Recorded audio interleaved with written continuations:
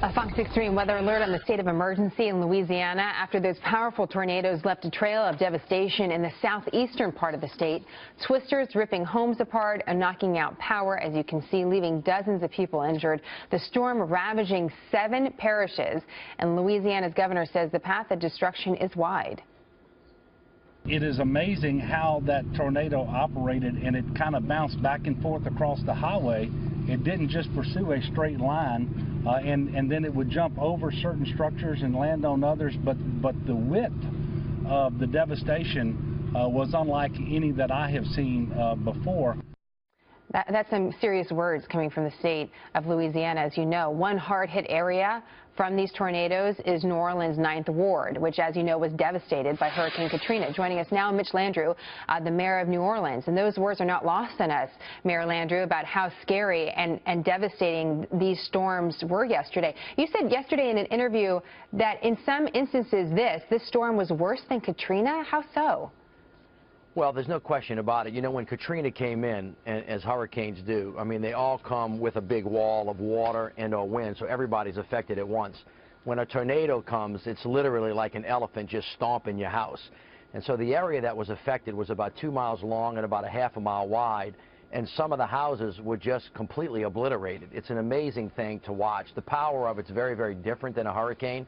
And some people who actually were in this area who got wet during Katrina but didn't lose their houses had the houses that were completely destroyed. It was an awesome sight as a consequence of the incredible devastation that you saw. Wow, we're seeing some of the video now. We were on the air, Mayor, while this was happening, and we were only getting some of the first images to our viewers, our national viewers, as they were coming out. What was it like for you?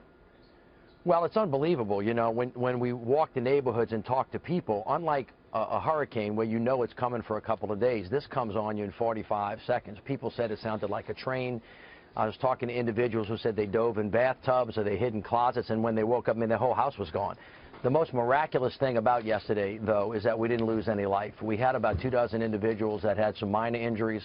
We had 5 or 6 major injuries. We've had people that have lost everything that they have, and of course, once the rescue is complete, which was yesterday, we've done a grid search of the entire area. We're now into the recovery phase, cleaning up the debris and helping everybody get back on their feet. Wow. Again, we're looking at some drone footage of the area. You said, did I hear that right, 45 seconds of a heads up before the tornado really hit? Yeah, well, the tornado warnings come, but these things come. The individuals that got hit by it said it sounded like a freight train coming out of nowhere. So that's an unbelievably scary thing for people to go through. Now, you know, as can be expected, the people on the ground are helping each other out. We're resilient. We're strong. We've been through a lot of this before, but the response from the first responders was just terrific. So I want to thank everybody for all the work that they've done. This is just the beginning, though. Everybody knows this is a long haul to get people back up on their feet, and we're going to do everything we can to make sure that happens quickly. Absolutely. Mr. Mayor, what's the biggest challenge as you see it today? Well, the first and most important thing, as I said yesterday, was making sure that we didn't have loss of life and rescuing people that were in harm's way. We have to secure the area. Now we have to make sure that we clean up all of the debris, get the electricity back on, help people find housing and shelter and food, and then start the long-term recovery. As I said, we think we have about 250 to 300 folks that lost everything, and we have to figure out a way to help them get back on their feet. So I know everybody's going to reach in and lift each other up like we always do, but it's a long road for everybody. You know, what a lesson to the nation. At a time when we're talking about so much division, we all, of course, can reflect on everything that New Orleans has faced over the last decade or so. Mayor Landrieu, that must be really inspiring to you as a leader.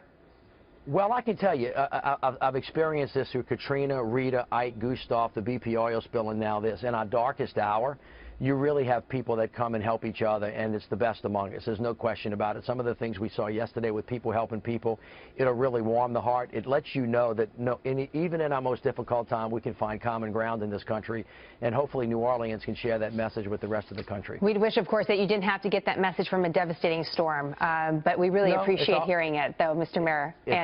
It's always hopeful, and I want to thank you guys for your support. Well, we really appreciate your time today. We wish you the best of luck, and we'll check back in to see how things are going. Thank you so much. Thanks so much. Sure enough.